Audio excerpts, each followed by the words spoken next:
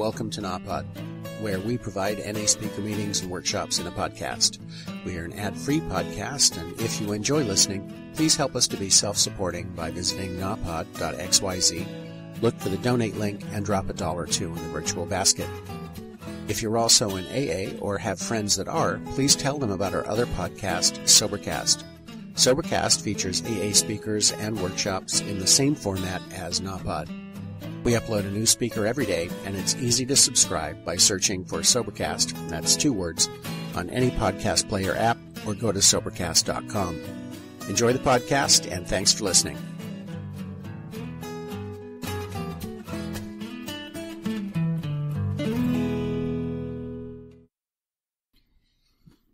I'm an act named Memo. Thank you. And God's greatest gift to me is February 18th, 1992, and for that I'm truly, truly grateful.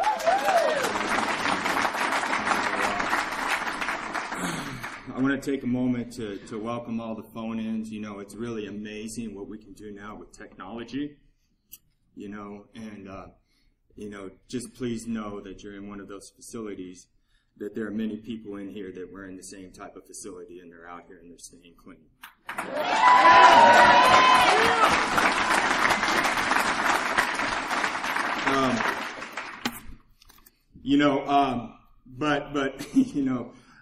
You guys didn't tell me that was going to happen when I got here, you know, and you didn't tell me that when you called me and said, hey, would you be willing to speak? And, you know, and of course I'd be willing to speak, but you didn't tell me we're going to be calling into a bunch of facilities. But thank you anyways. You know, I got, about 6 months ago, Aaron called me 4 months ago, 5 months, something like that. Aaron called me, and you know, you get real nervous right then when you get asked, but then time goes on, man. You just get in the groove of life, and you keep grooving and stuff like that. And then, I got a text. I want to say it was Thursday afternoon, and I'm at work, and I work down in San Diego, and I work at this this wonderful facility, much like the facility that these people were in, and I work with active duty service members, and the men and women that are fighting for this country, so I get a text from Erin. She's like, "Oh, I can't wait to see you at the airport." Blah blah blah, and it just like hit me, you know. And it was very overwhelming. And I always know, for me, that when I get overwhelmed, I go get with God, you know. And you'll hear me call God higher power, source, energy, whatever. You know, the God of my understanding and the higher power of my understanding is too big to put a name on, you know. And if a name bothers you, then that's okay, man. You know, and that's part of my story too. You know, I really want to thank the convention committee for asking me to come out here to share. I want to do a little housekeeping. I want to thank my sponsee and his wife for submitting my tape, although he'll pay later. I've been to a lot of conventions, man. You know, I've been doing this thing for 24 years, and I mean, early on, I got involved in going to conventions, and I've been a part of I was programming chair, by all that stuff. And I've been a part of it, and I know what it takes to put this on. And let me tell you something. I've been to a lot of conventions. This is one of the best conventions I've ever been to. I've been to a lot of conventions. And, so let me tell you, Colorado Springs, you got something very special happening here. You got something very special happening here in NA. You know, so with that being said, I'm going to get rolling into my story. You know, I always like to start with a little story because it kind of gets me centered and it gets me rolling. There's a guy just like us, and he's stuck in this hole, you know, and this hole is full of shame and guilt, and regret, reservations, resentment, fear, you know. And just like he just can't get out of this hole, you know. And the more he tries to get out of the hole, the worse it gets. And you know, and he's starting to panic, and he's like, I got to get out of this hole. I got to get out of this hole, you know. So along came a book guy, a scholar guy, a smart guy, and he's like, listen, man, help me get out of this hole. Help me get out of this hole. Please help me get out of this hole. You know, so the book guy, smart guy, he threw down a couple books. He said, look, just read this. Worked for me, you know. And he read the books and all that kind of stuff, and it did help him get out of the hole. You know, and he's starting to panic, and he's starting to sweat and all this kind of stuff. And along came a doctor, you know. And he asked the doctor, he's like, man, please help me get out of this hole. Please help me get out of this hole. You know, so the doctor, being a good doctor he was, wrote him a couple scripts. You know, and being the good guy he was, you know, one's too many and 1,000's never enough. And he took them all at the same time. And it didn't get him out of the hole. You know, and at this time he really started to panic. And he's just started to think, you know what, life is just going to be like this. You know, that there's no way that a person like him could ever get better. You know, and his mom came by. He's like, Mom, please, just get me out of the hole. Just help me, get me out of the hole. And she gave him all the love she could muster, everything she had, and it couldn't get him out of the hole. You know, so we get at these points, and you know, he's just down there, and it just seemed like it was just getting worse and worse. And every time he tried to take a step up, he fell back 10 more. You know, and he just couldn't get out of the hole. You know, and then around the corner there came the ultimate weapon, a recovering addict. You know, and the recovering addict came up to the hole. And he's like, man, help me get out of this hole. I just don't know how I'm going to get out of this hole. Life just seems like it's going to be like this all the time. You know, and he was freaking out a little bit. And then the recovering addict jumped in the hole. You know, and he really started figuring out, what the hell are you doing, man? What's the matter with you? I can't get out of this hole. What makes you think you're going to get out of this hole? And he's like, whoa. I've been down here before. And we'll get out of this hole together.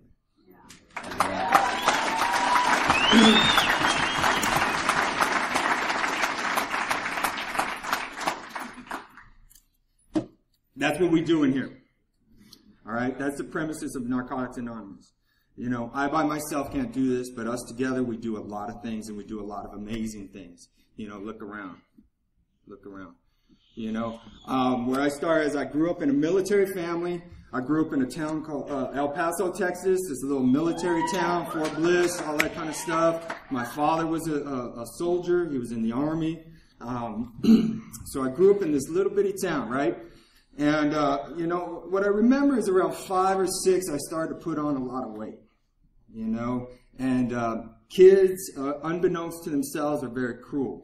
I remember I got teased a lot, you know. And what started happening is I didn't like who I was. I started to get this, like, you know, I'm not worthy. I'm not, you know, my self-esteem was taking a hit, stuff like that. As I started moving on, I had some abuse that happened to me. You know, I was sexually molested.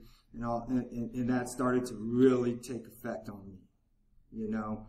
And, you know, when I was growing up, the Reagans were in office. I remember that. You know? And why I remember that is because they had to just say no. Remember that? It was just say no. Just say no. And let me tell you, I was all about it, you know. I wanted to fit in wherever, you know. So if that's what they were doing at school, I was all about it. You know, and I remember I was about just say no, just say no, just say. Till my best friend came up to me, he's like, man, you want to hit this? It's like, it'll make you feel good. And that's all I need to hear. You know, it'll make you feel good. That's all I need to hear. You know, and everything went out the window. You know, I don't know if there's a line you cross. I'm not worried about that. You know, I know at that point in time, if there was a line, I crossed it. You know, I'm not somebody who gets up here and talks about specific drugs and all that kind of stuff, because that's what our literature tells us we can't do. You know, because that'll separate me from you. You know, and I don't know about you, but when I came in here, I wanted anything to separate me from you. And one of the things I did use was my age. You know, and I'll get to that in a minute. But at this time, you know, I was just like, all right, I don't know about you, I did whatever came my way. You know, I was not that guy that asked, well, what's it going to do? I was not that guy. You know, I was that guy that put it in my mouth, put it in my arm, smoke, whatever, and then asked, all right, when's it going to hit? Yes. You know, And they would be like, oh my God, you took all of it? Right? You know? So, I started doing this stuff at a very early age. You know? I did not feel very good about myself. I did not have that good self-esteem and all that kind of stuff. You know, I grew up in a military family. So unfortunately, that meant my dad was gone a lot. You know, at that time, my dad belonged to a unit where he was gone a lot, you know. And he was doing the best he can, and it was what it was. And my mom was this really wonderful, supportive, codependent Mexican woman, you know, and you know, so I just started going through life, and I was in junior high, and then I started getting into high school, and I started using on a daily basis really early. You know, it was one of those things that I found that I could use to get me through the day. You know, it started off fun, innocent, whatever you want to call it. It didn't end up like that. You know, and I don't need to go into all those war stories. You know, I did what we did. You know what we do. You've done it yourself. You know. I wound up in a lot of crazy situations that I didn't need to be in. You know, somehow I managed to get through high school, you know, which later on told me I'm a pretty smart guy. You know, because I got from, you know, I was getting ready to graduate, and like a couple weeks before graduation, I intercepted this letter that they sent home to my parents. And it was, your son has missed too many days. He's not going to be able to graduate. So I took the letter, and let me tell you something. I was sweating it on graduation. I was in cap and gown. I was wondering if they were going to call my name. It's one of those things that they did. I don't know how it happened. You know, but as it started progressing and moving on, and you know, part of my, you know, 2 days before graduation, I was in jail in another country. You know, in El Paso, if any of you know where El Paso is, we're right on the border of Mexico. We have this little town called Juarez. And I was in jail in Juarez 2 days before graduation.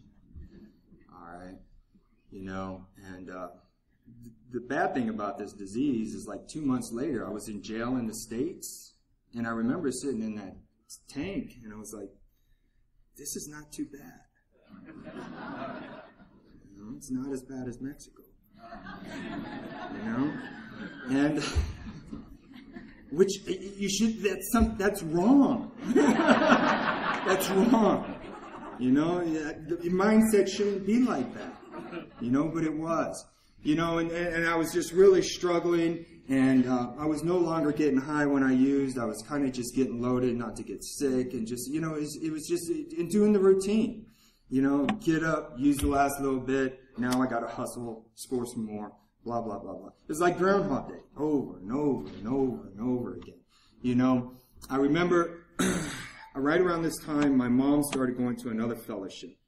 You know, I was really, really young when I came in, and my mom had already started going to another fellowship. I come from a long line of addicts, and she started going to this other fellowship for people who love us, and they learn how to love themselves, and they learn how to love us without losing themselves. And so she started going to this other fellowship. She started off originally for like uncles and grandfathers and stuff like that, and all of a sudden her son is portraying the same type of characteristics that all these other people in the family are, you know, and she used to warn me all the time, mijo, you know, this stuff's going to get you. Look at your uncle, look at your dad, you know, your grandfather, and it's like, look at them. And I was like, God, are you kidding me? They didn't know what they were doing. You know? And so she started going to this other place, and you know, she really started, you know, what started happening is my mother started to resemble an addict. I would go on runs, you know, for days. And while I'm out there running and gunning and kicking it up and all this kind of stuff, and you know, I'm up for days, so is she. But she's not doing any dope. you know. So she started resembling an addict. You know, she was losing the weight like I was. She was getting the black eyes like I was. You know, she was resembling everything an addict would look like without doing the dope. You know, she started to get a little bit more involved in this fellowship that she was in. And I remember, you know, we all have those times. It's like, you know, it's like it's not working, but we got to do it. And I remember I got arrested one time. You know, I'm sitting there, and I was like, you know, you know, at this time, I hadn't lost my job yet, so I had this nice little job, and I would always put a little bit away. You know, just, you know, I would get paid, and then I would put just a little bit away for the rainy day. You know, and I don't know about you, but that rainy day was always like the next day after pay. So I had just a little bit away. You know, I was getting out of jail. And I remember it's like, you know, I kind of dried up a little bit in jail, and just the guilt and the shame, you know, and I was just, you know, I wanted to go fix. I just wanted to get loaded, you know. I didn't want to do anything else. I just wanted to go get loaded, you know. And I've been on the end of a run, and you know how we get, like, at the end of the run, you know, like simple shit like taking a shower and brushing our teeth just doesn't happen.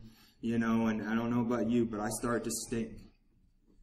You know, and I remember I was like, I just want to get home. I want to duck in, grab a quick shower, grab that little bit of money, and duck out. That's it. I just want to slide in, do it, get what I need to get, slide out. You know, so I slid in, grabbed me a quick shower and stuff, and I was in my room, and I was changing, and I was grabbing my money, and I was getting ready to slide out. My mom walked in.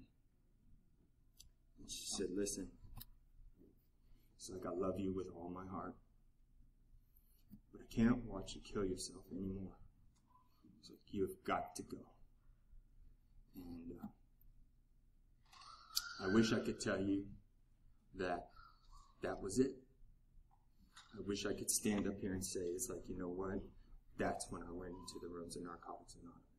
I wish I could tell you that, but that's not my story. I grabbed that little bit of money, and I went and did what we do, you know. As a result of that, you know, my best thinking was I needed to move into this using house. That was my best thinking, you know, and I'm sure we've all been to some of these places, you know, it's crazy. You know, and I remember, like, you know, that's where I started to use that separation, like, kind of character. It's like, look at those guys.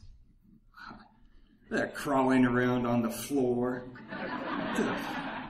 digging in trash cans. Are you kidding? Those guys, they have a problem. The guys right there, they have a problem. You know, and me being the asshole that I was at that time, I used to throw around some fake shit for them to find. You gotta be able to find a little something down there. The sad thing was the following week I was down there. And doing the stuff that I just threw. You know? Like a Keebler elf came and magically changed it, you know? Just in case. You know? And, you know, around this time, it was like Christmas time. I come from a Hispanic, Latino background, you know, and Christmas is like a big deal to us. And it was all about, like, you know, it was all about family. And we got together, and that was like the one time a year we let bygones be bygones. And we got together, and we shared a meal and all this kind of stuff. And I remember my mom had called me up. She's like, listen, just come on over. You know, it was like Christmas Eve, you know, and she's like, come on over real quick. You know, so I was like, all right. And, you know, when I came on over and you know, I've always been this tall, you know, but at that time I was about weighing 160, you know, for a guy who's 6'1", weighing 160, that's really a thing. You know, and I came over and she's like, oh my God.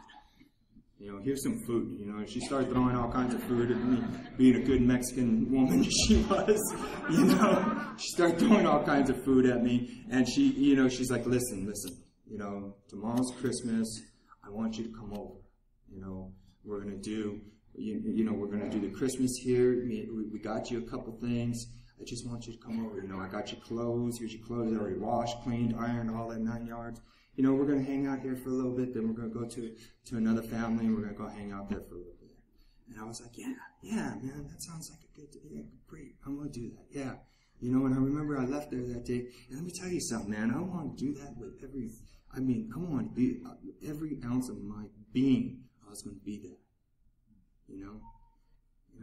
And then the next morning, early in the morning, I'm getting up and I'm starting to get ready. And then all of a sudden there's we all got those people, man. We all got those people that we hate to get loaded with. You know, those guys that were like, hold this. Oh, you're a narc. Are you a narc?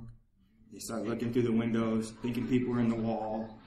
You know, just you know, those guys that you don't like. I know personally I didn't like to get loaded with, but they had the dope. You know, so I sat there all day. Using. You know, and I remember at the end of the day, and it was a fucking miserable day. It was a miserable day, but I couldn't get up from that table. It's a miserable day. And I went to my parents' house. Like they stayed around and waited for me. You know? I wasn't that son. You know? My mom had, you know, they had known that I wasn't that boy. You know? I wasn't that son. It's like, oh, you know what? He'll be here. He's just running a little late. I wasn't that son anymore.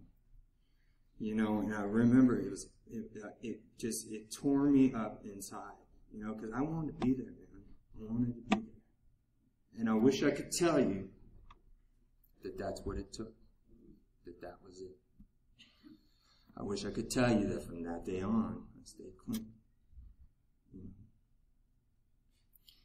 A couple weeks later, it was New Year's. New Year's was another miserable, miserable day. I remember waking up on New Year's Day, and I don't even think I woke up. We were on a run, and it was just miserable. It's just those miserable times, you know. It was those deprivations that you get down there in that hole, you know. And I was really starting to think that this is how my life was going to be, you know. I don't know about you, but in some of my using, I got to the point where I really wish I just died, you know. I didn't know how it was going to stop. You know, and like on New Year's Day, what happened, New Year's Day, 1992, you know, one of the things my mom said to me when she asked me to leave her house is like, listen, if you ever want some help, if you ever want to get some help, I will help you get some help.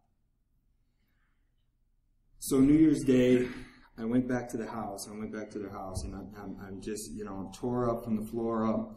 I'm stinky. I'm just blubbering. I don't know what's going to happen. I don't know how I'm going to get out of this, you know. And it just seemed like there was no way out. And I remember I was coming up to my house, and you know, my dad.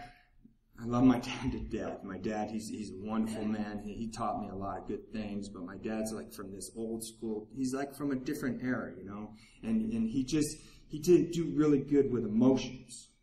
You know, and not that he didn't want to, because he did. You know, I remember I got clean, he really tried, and you know, I love him to death, and you know, but like when I came up to the front door, and I'm there, and I'm just, you know, dirty and stinky and just a mess, and I'm got snot boogers and all other, you know, it was a mess, and I'm blubbering, and I'm like, Dad, I need some help, and he's like, whoa, let me go get your mom.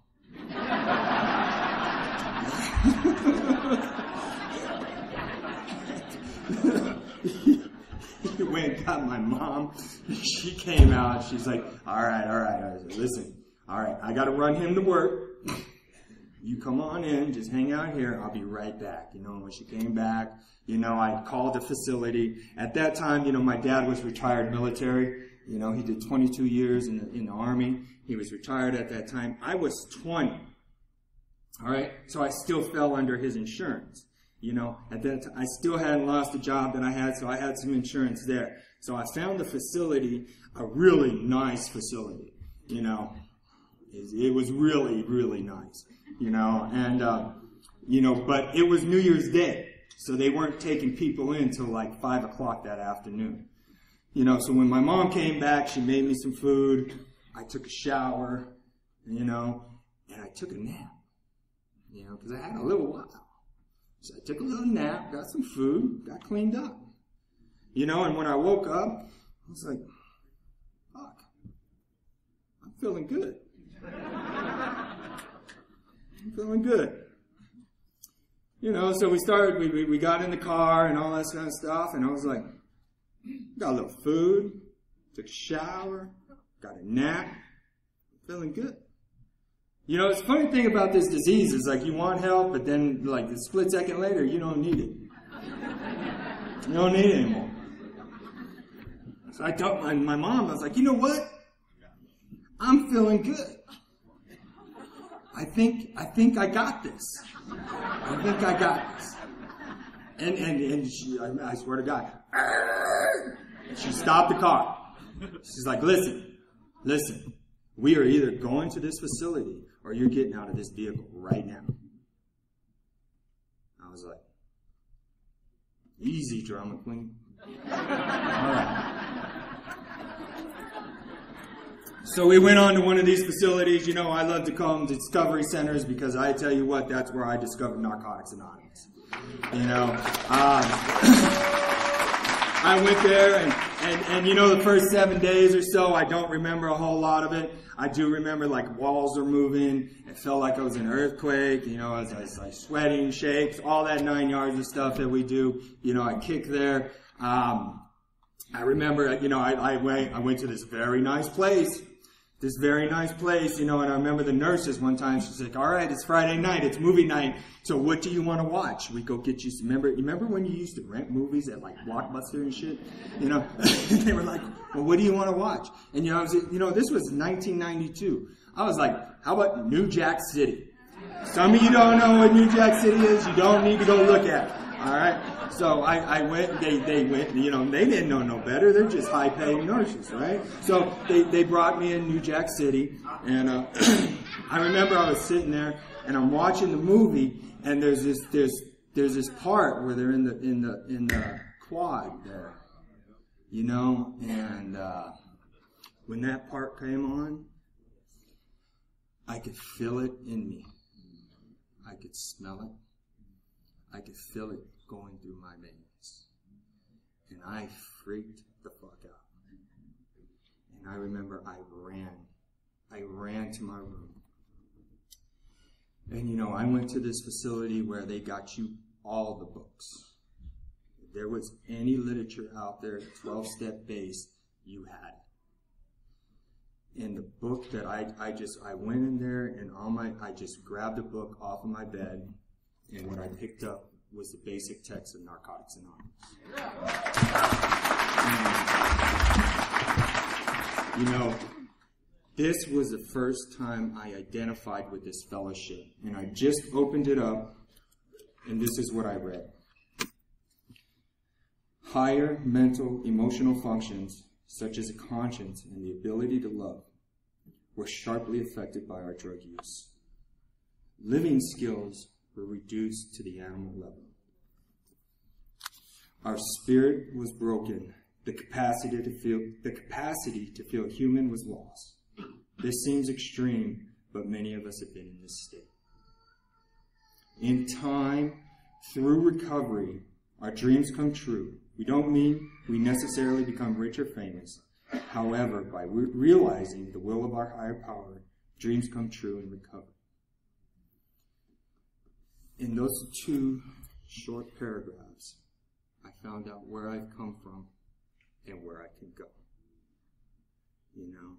And I remember I sat there on that bed and I just bawled. You know? And, you know, my 7 days was coming up, so they were going to start taking me to meetings on the outside and all that kind of stuff. I remember going to my very first NA meeting. And, again, you know, I don't know about you, but my kind of, like, it went in ebbs and flows, you know, and quite honestly, when I went to that facility, the desire was not there. I knew that something had to be different, you know. And I thought going to a facility like that, they would teach me how to use the right way. And they took me to Narcotics Anonymous. You know? And I remember, like, you know, it was 1992, and we went in this van, and I remember I had to be cool, so I had to sit in the back, you know, and I was the young kid, so I sat in the back, and I remember I sat in the back there, and we're right on to this meeting, and, you know, it was Byron and Taylor, High Hopes, Wednesday night. And the reason I remember that is when I got out of that facility, I continued to go to that, and that was my home group for many years. You know, and so we were driving in this van, and there was a carload of girls that were right next to the van, and they were like looking at me, and I was like, okay, it's cool. You know, and they were pointing and laughing and giggling, and I was waving, and, you know, I was like, all right, right on, you know. And we continued going on to the meeting, and they pulled off, and you know, I got it. We were getting out of the van, and you know, last person out shuts the door. So we're getting out of the van. I'm the last person out since I'm sitting all the way in the back. Shut the door, and I'm looking right at the door. You know, in big black letters says Behavioral Mental Health Center. You know, just when you think you got it going on. You know? And, true story, man. True story. I went into this meeting, you know, and I remember my very first meeting on Narcotics Anonymous. And you know, let me tell you something, man. When you go to your first meeting, man, it's weird. You know, your first meeting at NA, there's some weird shit that happens on in these rooms. There's some weird stuff, man. You know, I went into the rooms, and you know, I sat all the way in the back against the wall. I had my arms crossed. I had my best tough guy attitude on. You know, I had really big hair. You know, I was a child of the 80s, man, and I was a big metal guy. You know, and I had this really big hair. And you know what? It was 1992. I didn't know that shit had played out. You know? And I'm sitting back there, and I got my best tough guy attitude on. And you know, you guys are doing some crazy stuff. There's the white guy's hugging the black guy's hugging the Mexican guy, guys are hugging guys, these girls are hugging her. I was like, whoa, there's some guy came up to hug me. I was like, whoa, Jack. I'm not that clean. You know? And he stuck out his hand, and he was like, hey, man, welcome. You know, that's when I started hearing Keep Coming Back. You know, and I remember, you know, I started going to these meetings. You know, a lot of it was because that's where the center took us. You know, I remember I started going to these meetings, and one of the things I started to see is some of these cats were happy. There's some of these guys that were happy. And it was a different happiness that I've ever seen. You know, it was a happiness that wasn't drug-induced. You know, it wasn't a happiness where your eyes roll back and you pass out. It wasn't that happiness. You know, it was a happiness that was just pure. And I couldn't quite put my finger on it, but I knew it was happening in there. You know, and I kept going to meetings, and I kept, you know, I don't know about you, you know, I cleaned up when I was 20 years old. You know, as you heard, my clean date is not January 1st. It's February 18th. You know, and I will tell you this, you know, relapse is a part of my story. It does not have to be a part of yours.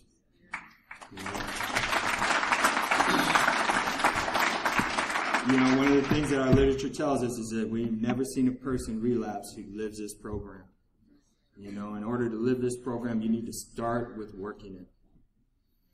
You know, and I didn't figure that out, you know, and I went through this little facility, and when I got out, I started going to meetings, and then, I'm going to tell you something, I was at a convention. You know, I got out, and they were like, listen, this convention's happening right here downtown. You need to go check it out. I went down there, and you know, all that, you know how every once in a while, all that shame and guilt and resentment just, it gets overwhelming. You know, and I was at the dance. Hundreds of addicts, hundreds. And I couldn't say, help me. I want to die, and I want to use. Would you please help me? And I walked out of that dance, and I went and got loaded. 3 days later, I came back in this fellowship, and I haven't left ever since.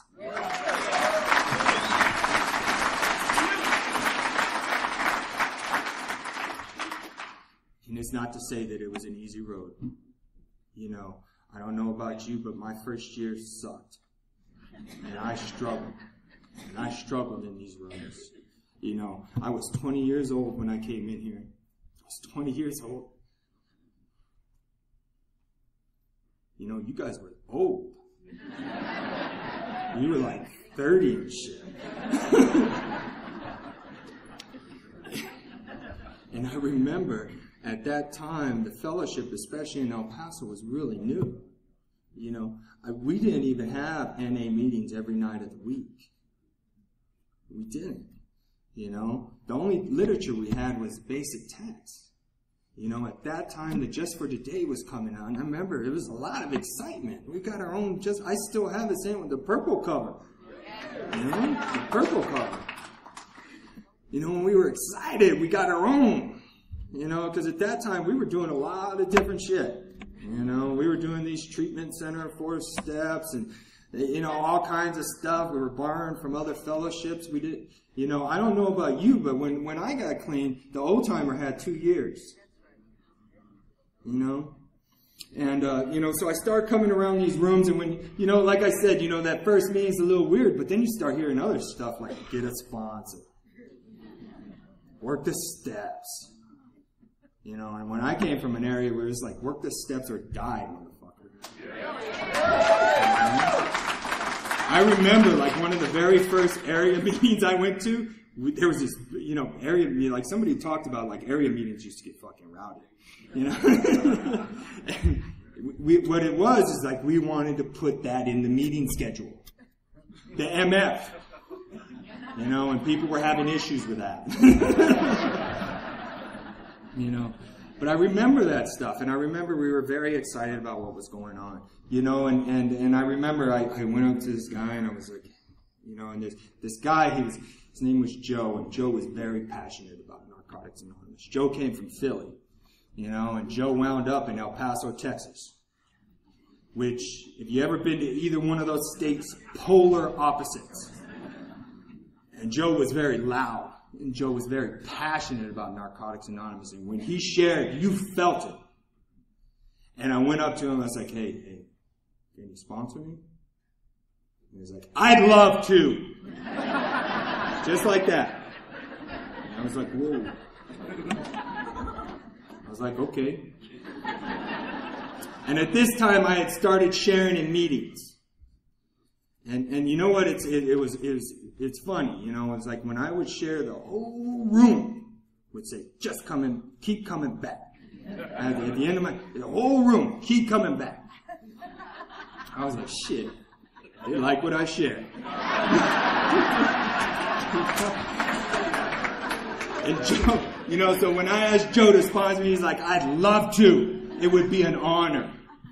He's like, look, come here. Put his arm around me. He's like, listen, Memo, we talk about experience, strength, and hope in here. Not that you don't have it, not that you won't get it, but you don't have it right now. So what you need to do is shut up. All right. You know, and Joe was one of those guys that he's like, all right, I'm going to pick you up at this time. Be on the corner. He's like, for what? He's like, don't worry about it. Just be on the corner.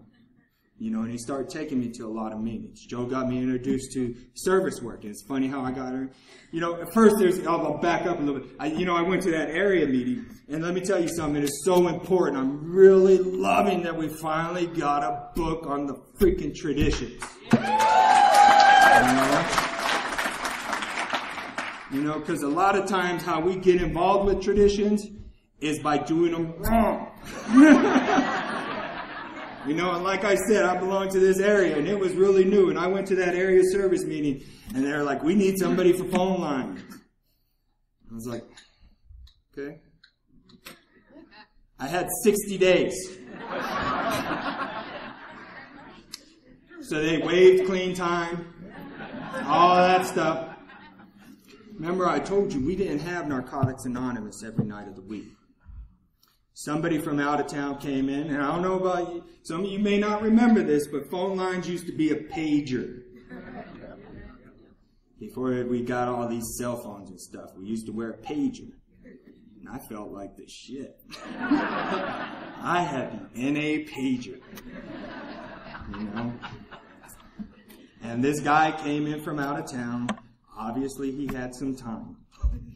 Because he called me up, and I called him back.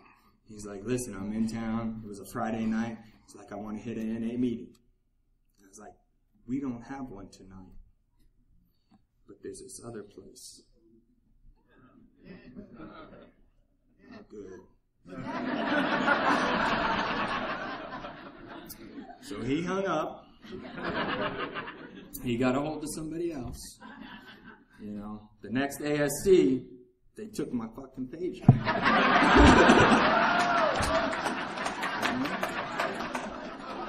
And I was devastated. I was devastated.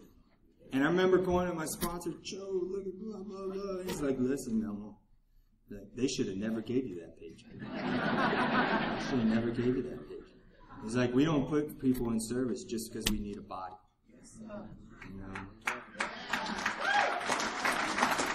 Sometimes we just need to let it go and table it until we get the right person. You know? And, you know, so what happened is, you know, when at this time I started going to functions. I was young. So, you know, I don't know about you, but being young in this program, the functions and the activities was very important to me. You know, it was very important to me. You know, the dances that everybody bitches about. You know, and I remember I was one of those guys. I went to a dance and I remember talking to my sponsor, Joe. I was like, that thing fucking sucked. And it was blah, blah, blah. And I just went on. He's like, listen, tomorrow, 2 o'clock, be on the corner. I was like, for what? He's like, don't worry about it. Be on the corner, 2 o'clock. All right. He swooped by, picked me up.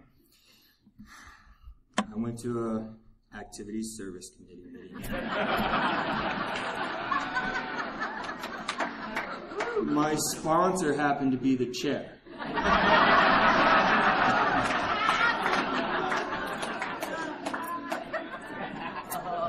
When I left that meeting, I was vice. And he was like, listen. In this program, you don't bitch unless you're willing to be involved.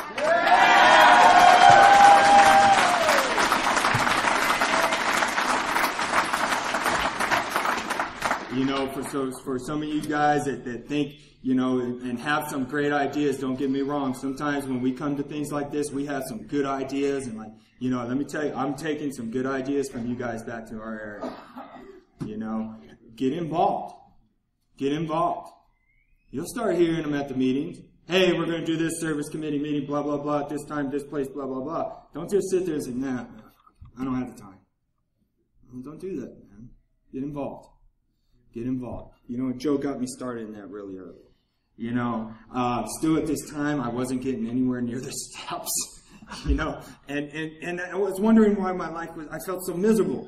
You know, I don't know about you, but I still felt just as bad as I did out there using without using. You know, I still had a lot of depression. I had sadness, anger, fear. Oh, I was overwhelmed with fear. You know, and I remember one night it was at the, you know, the meeting. I'd gone to the meeting, and then I went by my sponsor's house, and it, you know, it's just it just came up on me, man. And I'm knocking on the door, and he's like, "Hey, what's going on, Memo?" And I'm out in the front yard kicking rocks. Nothing.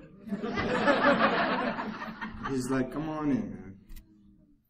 You know, and he took me in his kitchen and he put on a pot of coffee, and he didn't sit there and tell me what I was doing wrong, what I needed to do better.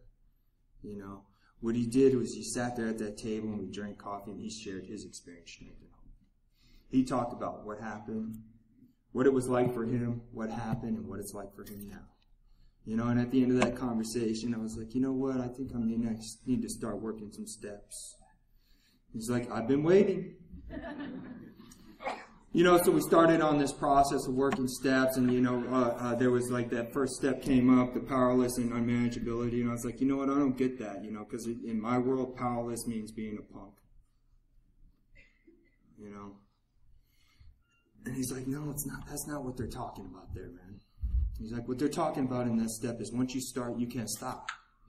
You have no control over it. As a result, your life turns to crap. I was like, oh, I can get that. I don't know about you, man, but I had mornings. You ever have those times it's like, you know what? Tomorrow's going to be different. Tomorrow's going to be different. I'm done.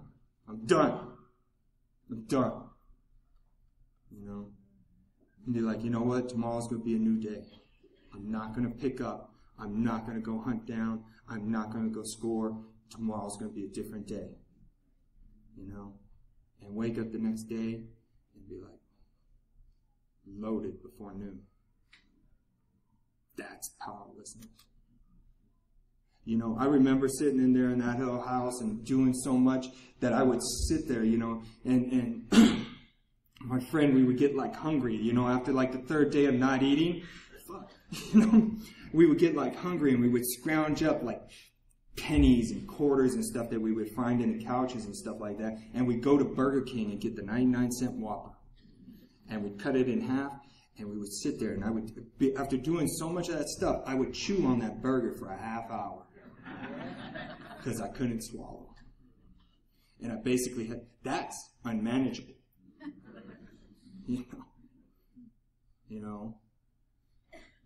We went on to step 2. We came to believe in a power greater than ourselves that can restore us to sanity. I'm a firm believer. You first have to believe you're insane to be restored to sanity. Because I used to sit around there and I used to think, it's like, man, it just is what it is.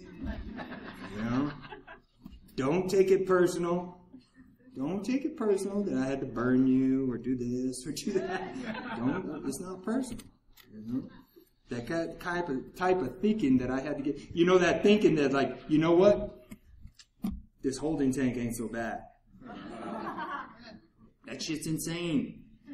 That's insane. And I remember this was the first step where I started to feel like I saw God. And I went to my sponsor. It's like, you know what? I'm not cool with that step.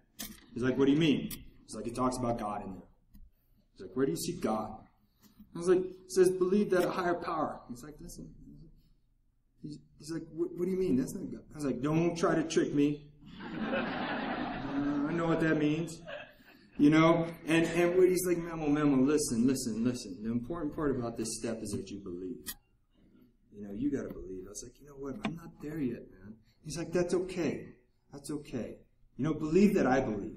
He asked me, he's like, do you believe that as a result of coming to Narcotics Anonymous that my life got better? I was like, yeah. He's like, then believe in that. And I love how it talks about it and how it works in why. It's like sometimes we can piggyback on somebody else's belief, but it's really important that we discover our own belief. So if you believe in a doorknob and all that kind of stuff, that's okay. The most important is the belief, not the object. As a result, through the years, my thoughts and ideas on a higher power have changed tremendously. We made a decision to turn our wills and our lives over to the care of God as we understood them. We made a decision. I don't know about you, but and I remember I was talking to my sponsor about this. He's like, made a decision, Memo. It's about, listen, in 1 and 2, it shows just how screwed up it got. How fucked up it got. Step 3 is just, I'm making a decision to try something new. Try something new. Now that I'm on top of that hole, making sure I don't get back down in it. And through the years, it's like this idea of God's will and my will. And one of the beautiful things that has happened to me and throughout my recovery is I've been able to move around. I started off in El Paso. I moved to Fort Worth. I joined the Marine Corps at one time. So I was stationed out in 29 Palms, and I went to North Carolina, lived out in North Carolina for a while. And throughout these times, I'm not one of those long distance kind of sponsor guy. So I always got like somebody local. So when I was living in North Carolina, there was this gentleman, and he explained, I was like, you know, I get confused about this God's will and my will and all this kind of stuff. And he was like, listen, it's very simple. It's like, your will is what's good for you. It's like, pretty simple, right? It's like, God's will is what's good for you and everybody else involved. You know? And you know, and if you look at our symbol, which gets overlooked a lot, unfortunately, you know, and what's surprising, it's like the first page in the book. You know, so our predecessors thought it was pretty important, you know. It's the very first page, you know.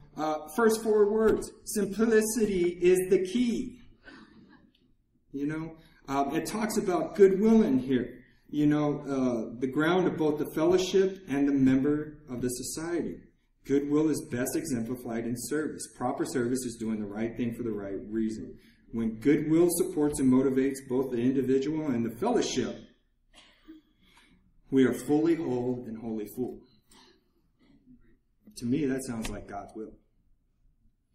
Matter of fact, if you put them both side by side, the only difference between goodwill and God's will is an O. A nothing. You know? And, you know, so when I got to that third step, I really, you know, I remember my sponsor, he's like, hey, you know, I want you to write down this, like, what you feel like this higher power should be and all this kind of stuff. And, you know, I took it right out of the text. Loving and caring. You know. And, you know, and I still, when I first got here, I had issues with that word God. And he's like, listen, man, just look at it, do an acronym with it, you know, good, orderly discipline. He's like, whenever you are not acting out or acting in good, orderly discipline, you get in trouble. So just remember that. You know, when I moved on to step 4 and did this searching and fearless moral inventory, you know, it's funny how everybody gets afraid of that 4th step. That's not the one you should be afraid of. You know. And I had this conversation with somebody while we were here. It's like, you know, that 4th step is like, you know, I started, and I remember I was telling you, when I got clean, we didn't have a lot of the literature that we have today. So I remember I was like, well, what do I do? He's like, write. I was like, write what? He's like, everything. I was like, what the? Really? He's like, yeah, just write. You know, resentments, things you like, things you don't like, blah, blah, blah. Facilities, you know, everything that ever happened, you write about it. I was like, oh my God. You know, so I started writing about it and all this stuff, you know, and like all these feelings started happening, man. You ever go to a 4-step meeting? You know, somebody gets in there and they're working a 4-step and they start off the meeting. It's like, oh, I feel, it's just, all these feelings are happening. Well, no shit. You know, you start writing about that, you know, all these feelings come up. It's all the feelings that we never dealt with. You know, the healing is happening. You know, don't stop that process. The healing is happening. You know, you ever fall down and bump your knee, and you get that little scab, you get this little scabellini look going on, you know, and then it starts to get a little red around the edges, and it starts to itch. The healing is happening. It's the same thing with a 4-step. You know, there's something beautiful that happens when you start writing that stuff out. You know, those feelings start coming on. Let me tell you something. Feelings will not kill you. They will not kill you. You will survive. You will. You will survive your feelings. You will not like them, but you will get through them. You know? And you move on to that 5th step where you share it with somebody. You know, and I remember my sponsor's like, you go write it like nobody's going to read it. You know? Go write it like nobody's going to read it. You ever see anybody go with their sponsee to go write a 4-step? Don't happen. You know, just go write it. Go write it. There's something beautiful that happens when you write. You know, and I was one of those guys when I got here. I don't want to write. I don't want to read. Do that shit all the time. You know, and if you stick around here, you are too. You know, but we got this cool technology nowadays, so it makes it. But you know, so I went And you know, I went and I shared this with somebody, and I remember, you know, there was this time where I was doing a fifth step up on, you know, I was a Marine stationed in 29 Palms. You know, and if you ever, nobody knows what 29 Palms is, unless you're a Marine, and you've been there. You live out in the desert, you know, and there's this huge freaking Marine Corps base where they blow up a lot of shit. And, you know, I remember I had a sponsor out there at this time, and he lived up on this hill in Yucca Valley.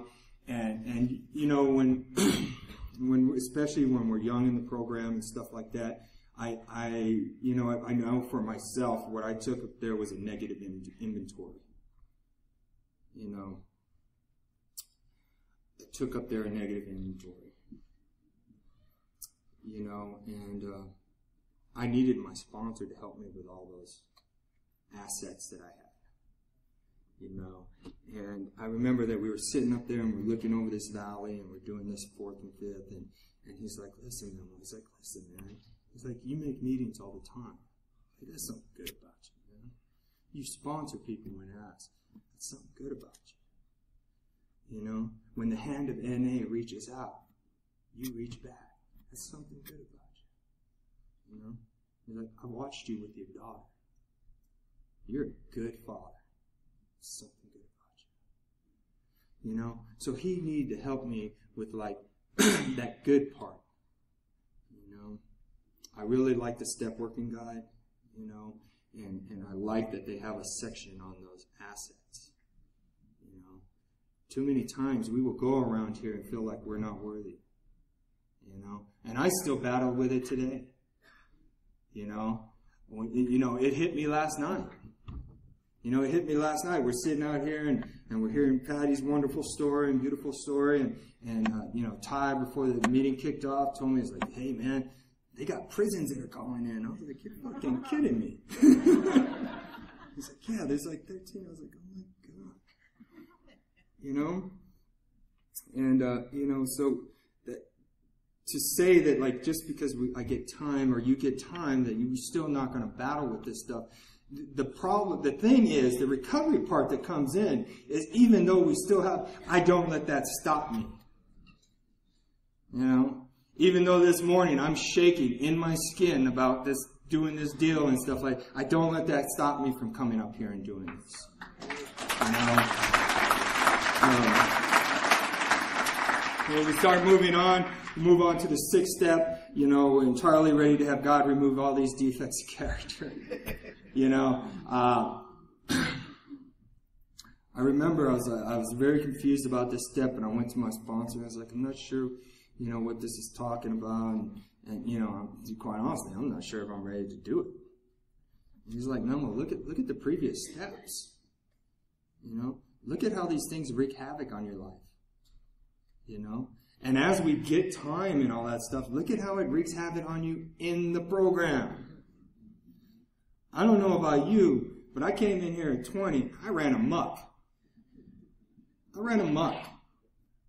You know, and there were some things that I really had to look at, and then when it got on to step 7, you know, and wanting these shortcomings removed and stuff like that, I was like, that sounds like the same thing.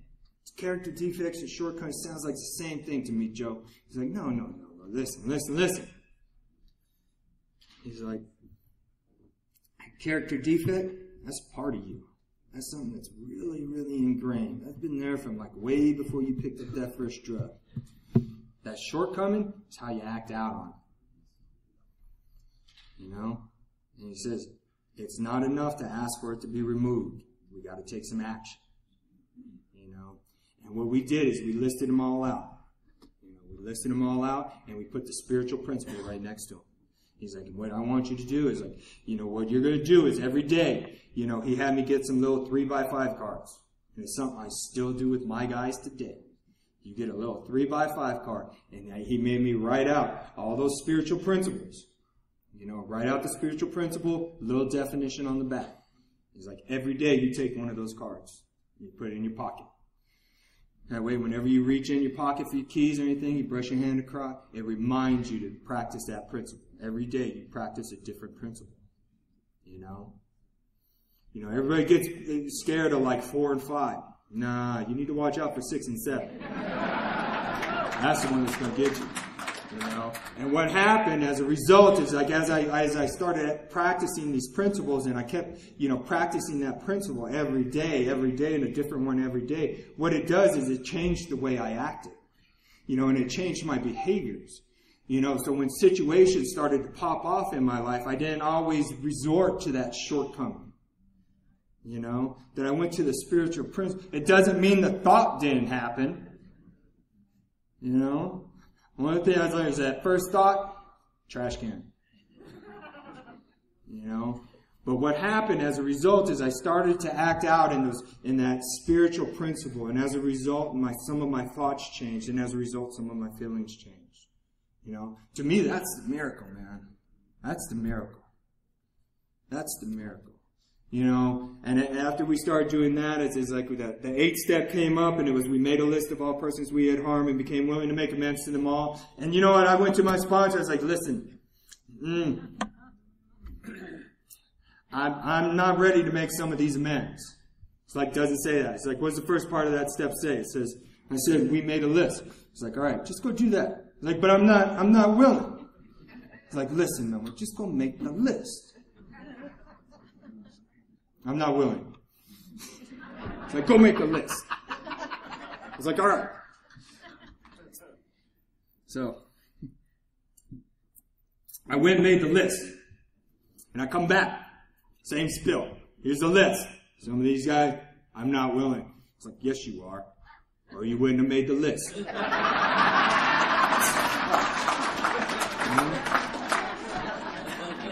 Those old timers, they'll always get you.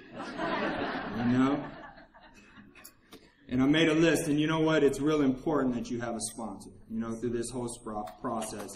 And it's real important that you don't jump around on these steps, And I know when we're like in these facilities and we're in these little discovery centers, and the regret and the shame and the guilt, and you want to come out right away and be, I'm sorry, I did that, I'm sorry. No. There's a process that goes through this. And you know what the process is that by the time we get down to that 8th and 9th, maybe some of our behaviors have changed. Maybe some of our thoughts have changed. And we don't have to keep doing the same shit over and over again. And it prevents us. And, and as you work through it, you know what? My 8 steps have gotten smaller and smaller. And so when I got to that 8th step and I had a sponsor and we talked about some of this stuff, and especially when we were going on to the 9th step, because it's like we make direct amends wherever possible, except when to do so would injure them or others. I had to figure out I'm the others. There was some shady shit I did that I had no business going making amends because I wanted to feel better. And there was some of the stuff that I did that would have put me in a really bad situation. And I remember I talked about like some of that sexual abuse that happened to me as a child. There was somewhere in that I thought I owed a fucking amends for that. Like there was something that I did that brought that onto me. And I remembered I had to talk to my sponsor about that. He's like, listen. You got caught up in somebody else's madness. If you owe anybody amends, it's yourself. Because you've been beating yourself up about that stuff for all these years. And I'm telling you, if you have that stuff, you can get through it clean.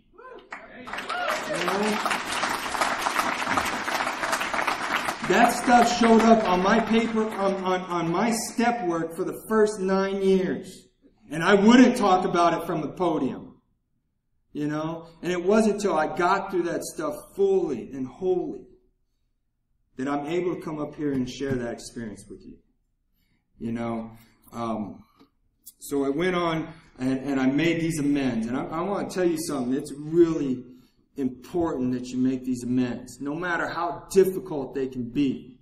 I remember I had about 14 years clean.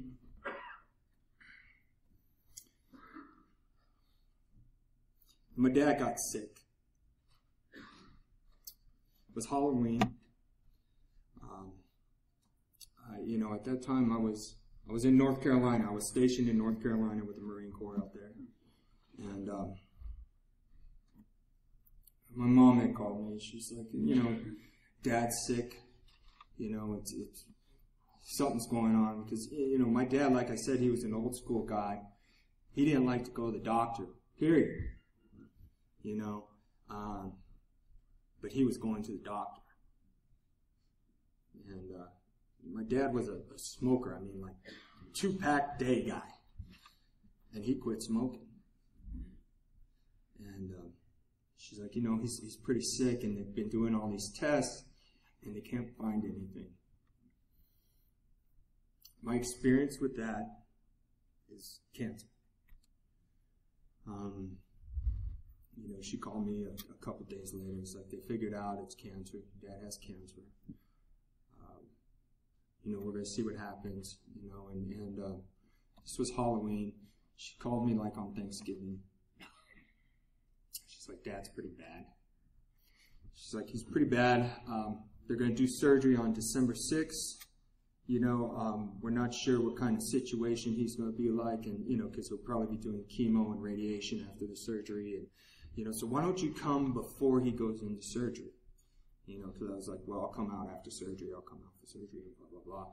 She's like, so why don't you come out before surgery and spend some time with him and stuff. So it's like, so I flew out the next day. I flew out the day after Thanksgiving. And when I arrived, my brother and my mom had been with my dad through this whole process, so they've seen him deteriorate. I went from seeing my dad, he came out and visited me maybe a year earlier out in North Carolina. He came out and we did the whole North Carolina experience and all this kind of stuff. And he looked really good and he looked really healthy and we had a lot of great conversations. And when I saw him, when I went home on the day after Thanksgiving, it was bad. It was bad. It was really bad. And I can't tell you, like, the emotions. It was just very overwhelming. And I remember I was like, my mom was like, we're going to have to take him to the hospital tomorrow. We need to take him to the hospital. He's getting way worse. And I remember sitting there with my dad, and my dad's like this hard-headed, stubborn Mexican guy. Just is. And he had been working this whole fucking time. Like, and like the job was like, you know what, we're not even going to argue with you. Just come in. When you get tired, go to the break room. We're not even going to argue with you. And I remember sitting there with my dad. It's like, Dad, we're gonna have to go to the hospital tomorrow. He's like, no, I got to work. So, Dad, it's like, you got to go to the hospital, man. And we went to the hospital, and they did some more tests. They did some more scans, and they brought us all into the room together. And they were like, you know what, it's spread, and it's spread very aggressively. There's nothing more we can do. The best thing you can do is take your dad home and let him go comfortably. And, so we did that. We took him home. And I remember, they were telling us, all of us, they're telling us, it's like, if there's anything left undone, if there's anything left unsaid, now's the time. Now's the time. And let me tell you something. Thanks to this program, in that 9th step, there was nothing left undone.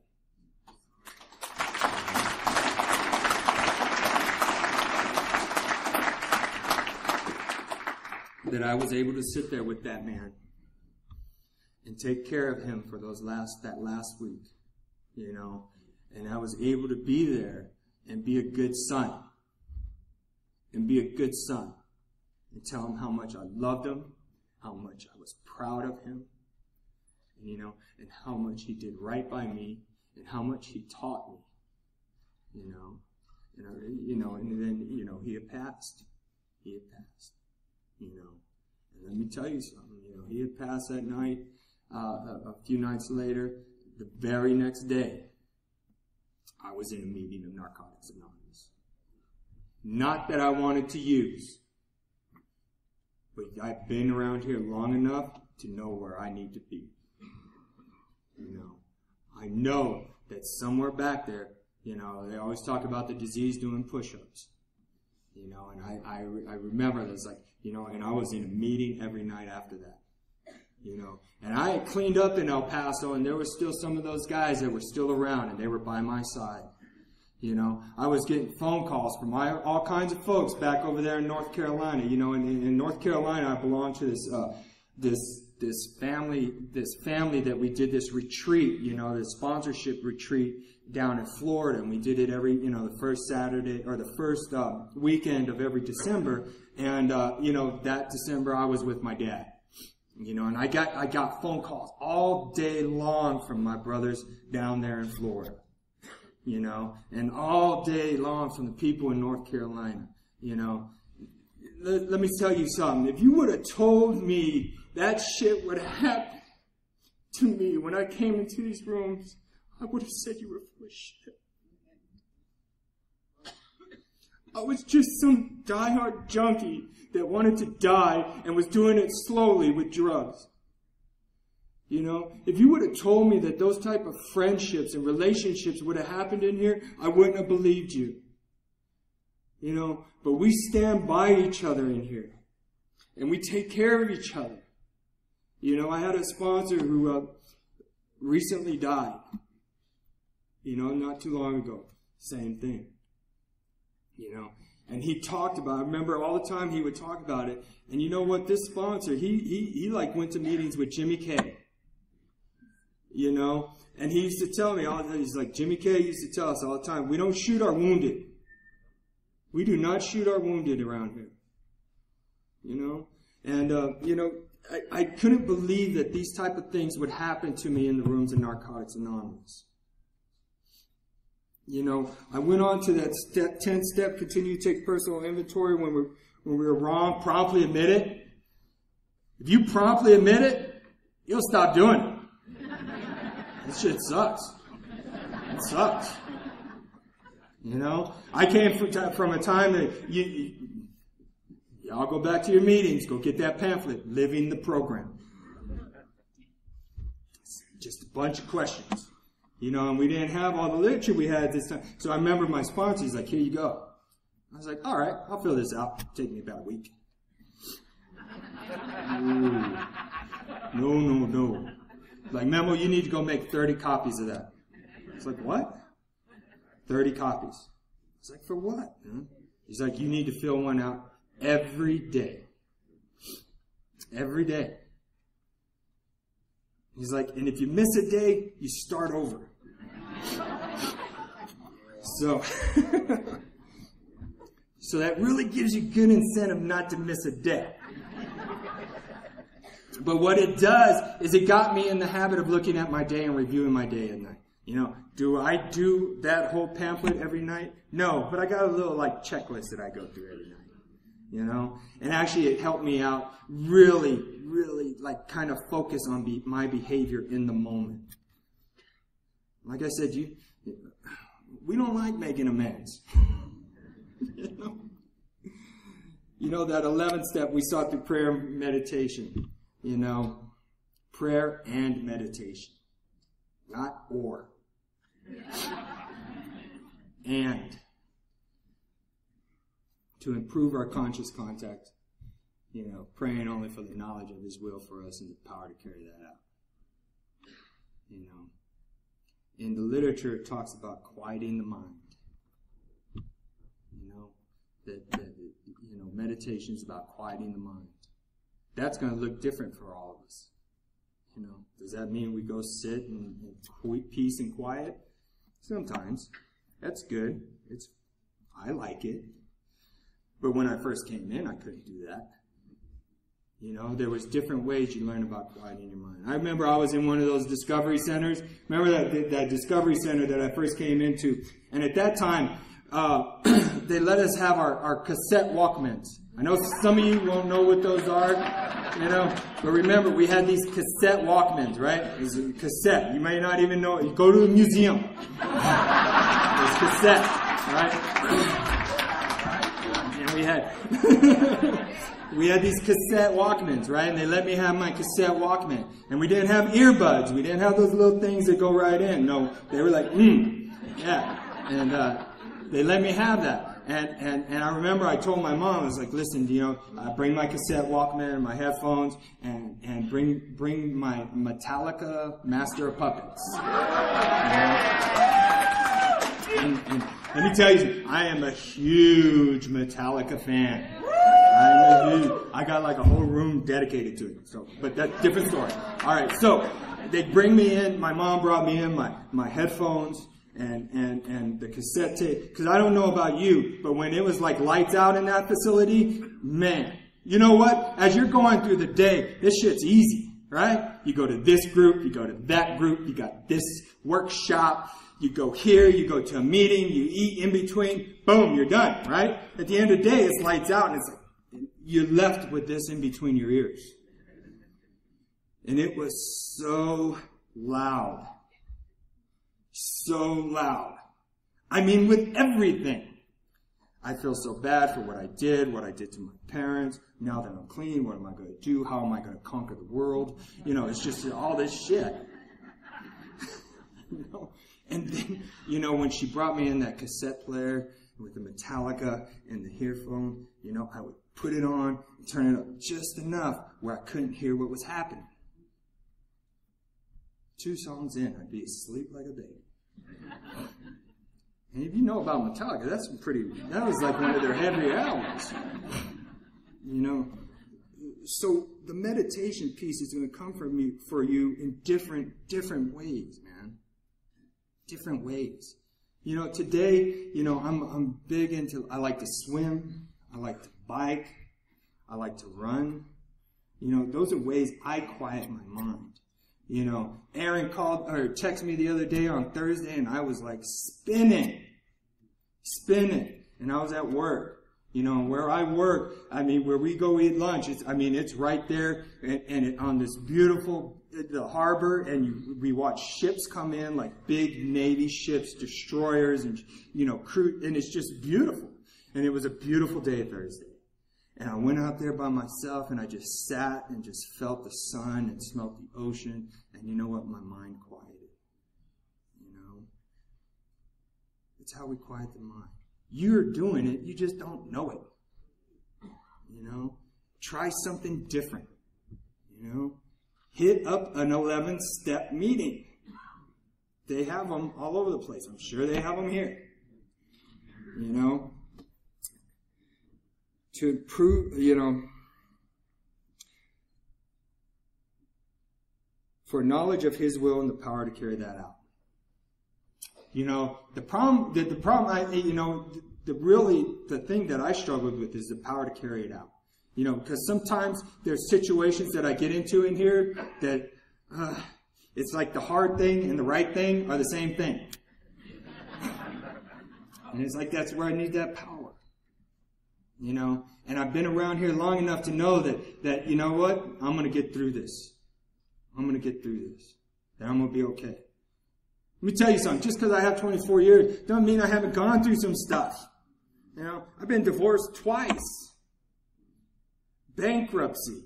All kinds of, I was, just things that, I remember at one time, I was going through my first divorce, and in that marriage we had a little girl. My daughter was born when I had 2 years clean. My daughter has never seen her dad loaded. And that is a beautiful, beautiful thing. She has never seen her daddy loaded. And what I remember is like when I was going through that divorce, I was suing for custody. And that was a really hard decision to come to. And I remember the rooms in that area split. They split on me. Because there was a lot of people that thought, how dare you? How dare you take that little girl from her mama? And it wasn't about me taking it from her from her mama. It was who was going to be more responsible for that little girl. I had no doubt in my mind that her mom loved that little girl. It was about who was going to be more responsible for that little girl. And I struggled. I struggled with my decision, with my own. And I used to, at that time I was in the Marine Corps and I was really into running. I used to run every morning, to the point where it was injuring me, just to get out there and clear my mind and pray and meditate. And, I always got like these little signs that told me that I was doing the right thing. And at that time it was like maybe 96, 2000, Melissa was 5. In California, men didn't get custody of their kids. Attic men definitely didn't get custody of their kids. When we walked out of that courtroom, I had custody of that little girl. And I don't know about you. Let me tell you something about children.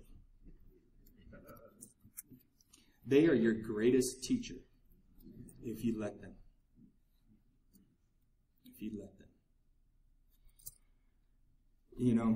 Having had a spiritual awakening as a result of working these steps. As a result, you have a spiritual awakening. Don't oh, well, I didn't feel it. That's okay. That's okay. You're not going to get a burning bush. It doesn't happen. Rarely do we see an addict who gets a burning bush. What it's telling you, as a result of working the first 11 steps, you have had a spiritual awakening. For me, what that meant was like, I got all that bullshit out of the way and just let me be me. I don't know about you, but I struggled when I came in here. I used to walk around like I had this yard walk. Like I would walk on the yard and I never walked on no fucking yard. Maybe the front yard. I know. What this program was, it allowed me to be me. It allowed me to be me. And get away from that worrying about what you thought of me and what you think of me and just be me. As a result, I'm going to wrap it up with it. I've been around these rooms for 24 years. I've done some amazing things in here, man. I've told you about some of the, trials and tribulations that I've gone through. I went back to school twice. Once while I was in the Marine Corps, and when I got out, I wanted to pursue this thing that I wanted to do. And they kept telling me, it's like, well, in order to work at this, you've got to get educated. And I was like, okay. And I remember like I was working full time, going to school at night, and I had to do internships. So that was another part-time job. And people used to ask me all the time, it's like, how are you doing that? I was like, I don't ask that question. I don't ask that question. What you taught me in here is like, if I keep doing the right thing, I can have some faith and just have faith that it's going to work out. I remember when I turned 40, I was like, you know what? By the time I'm 45, I want to be a licensed clinical social worker. I turned 45 a couple months ago. 2 weeks before I turned 25, I got my license in the mail.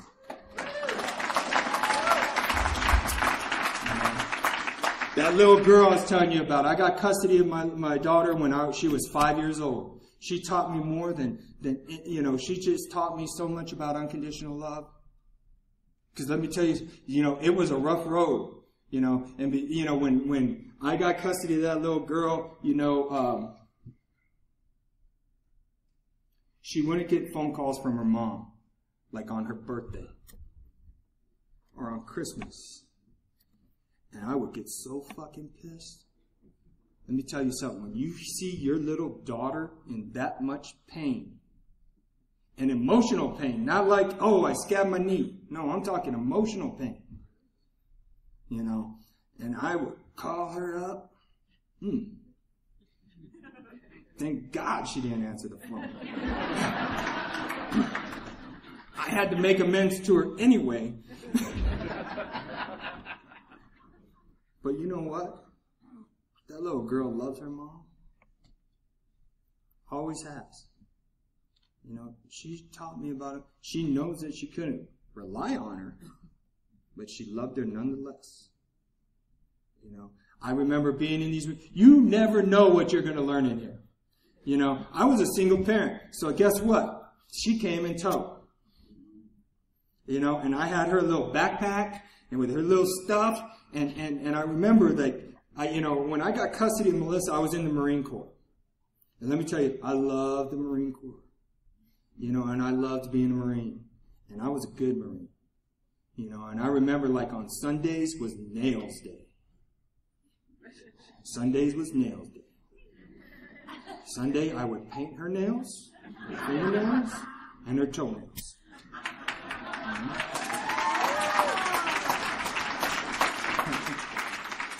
But I would take her to the meeting, right? And they would chip. And, you know, some of the girls would be like, oh, Memo, that's so great that you're doing that with her. It's like, yeah, but they keep fucking chipping. And so I was like, listen, this is what you do. Got this stuff called clear coat. I was like, what? I was like, yeah, clear coat. Makes it last a little longer. I was like, all right. All right. You know? I want to thank you for being in this moment with me right now. You know, I've talked a lot about several different things being up here. And you know, if you don't take anything from what I've shared, please take this. That if you have suffered like I once have, you can stop using, lose the desire to use, and find a new way to live. If nobody's told you they love you today, I love you. Thanks for letting me share.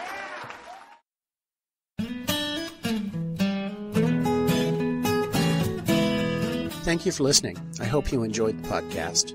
Please help us improve our ranking so others can find us by putting a review on Stitcher, iTunes, or your favorite podcast index. Napot is ad-free thanks to the folks supporting the show with $1 more per month. If you enjoy listening, you can join them by going to napot.xyz and looking for the donate link. Thank you for listening. Have a great day.